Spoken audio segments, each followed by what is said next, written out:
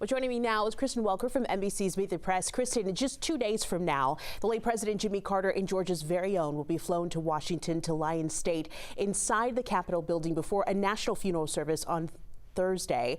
You're in Washington right now. What's the overall feeling there? What are some things that you're hearing as people remember Mr. Carter? Well, it's a great question. Look, I think that when Jimmy Carter left office, certainly some of the things that were in focus, the fact that inflation was very high, the fact that there were still American hostages being held by Iran. But I think history is remembering his presidency quite differently.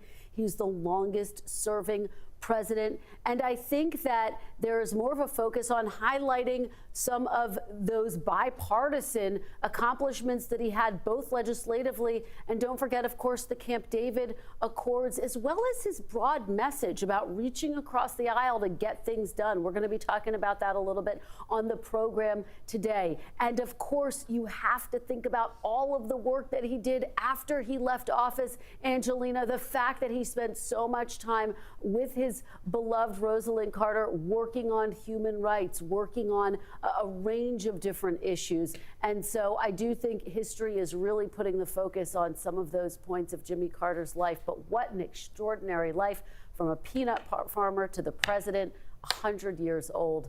People celebrating his life from Georgia, of course, to the nation's capital, where he'll be laid to rest on Thursday.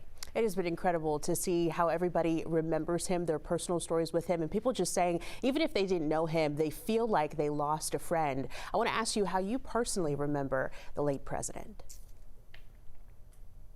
Well, look, I started covering the White House during the Obama administration. I just remember that image, Jimmy Carter among the President's Club, who came to welcome the first black president to the White House to give counsel, and that powerful show of support. And that is the type of post-president that former President Jimmy Carter really was. He was also outspoken at times. He was outspoken, for example, about the Middle East. Now, that could ruffle the feathers of whoever was occupying the White House, but he really, in his post-presidency, put a focus on human rights, put a focus on fighting disease all around the globe, put a focus on helping people to rebuild their lives. Literally, he rebuilt homes. And so I think that is so much of what I remember about Jimmy Carter, as someone who has covered politics extensively.